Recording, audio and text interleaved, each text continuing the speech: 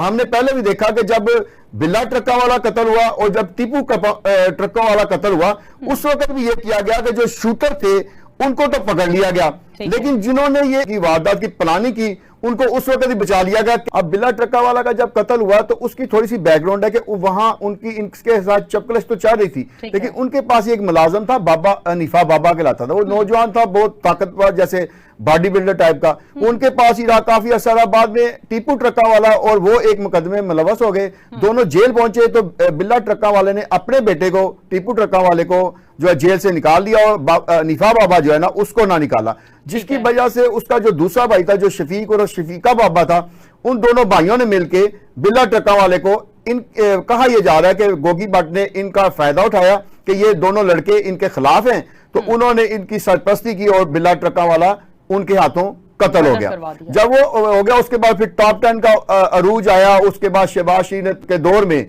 तमाम जो टॉप 10 थे उनको पुलिस मुकाबलों में जो हलाक कर दिया गया। फिर एक दफा ये मामला डाउन हुआ। उसके बाद जब टीपू ट्रका वाला का दौर आया तो एक दफा दोबारा ये दुश्मनी जो है ना वो अरूज पे पहुंच गई। तो टीपू ट्रका वाला ये अपनी नकलो अमद जो है ना उसको छुपा के रखता था। तो एक वक्त ये हुआ कि टीपू ट्रका वाला है, इसकी दोस्ती एक आप समझे कि आर्टिस्ट के भी साथ थी। तो वो आर्टिस्ट उस वक्त उनके साथ थी। जब फ्लाइट में ये वापस आ रहे थे उन्होंने इतला दे दी कि हम आज लाहौर एयरपोर्ट से इतने बजे बाहर निकलेंगे। तो उन्होंने लाहौर एयरपोर्ट की पार्किंग में शूटर को भेज दिया। उस शूटर ने बिला टीपू ट्रका वाले को गाड़ी से निकलते ही जो है ना वो कत्ल कर दिया। अच्छा, वहां भी ये मामला हुआ कि लड़की थी और फिर वो शूटर था, शूटर और लड़की को उन्होंने मुलव्वस किया और बाद में उनके ऊपर केस चलता रहा। लेकिन जिन्होंने प्लानिंग की तो उनको जो है ना निकाल दिया गया। अब मैं इस केस पे आता हूं। इस केस में भी ये हुआ है कि एहसन शाह जो है मरकजी, ये दोनों तरफ से आप समझे कि ब्रिज था।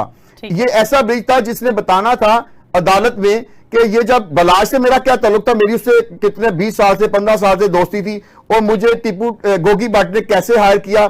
उसने फिर अपने एक दोस्त जो मलक सुहेल है उसको मेरे पास भेजा और फिर मैंने ये इनको जो है ना आगे फॉरवर्ड किया और उस वजह से वो हलाकत हुई।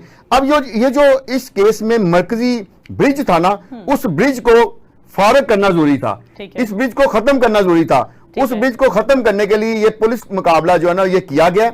और इस हवाले से मैं आपको बताता चलूं कि ये जो लड़का एहसन शाह है, इसकी वालदा ने भी पुलिस के खिलाफ इल्जाम लगाए हैं कि पुलिस ने मेरे बेटे को कत्ल करने का 2-3 दिन पहले इरादा कर लिया था। मेरे बेटे से जब बात हुई तो उसने कहा कि मामा मुझे बचा लो, ये लोग मुझे कत्ल कर दे।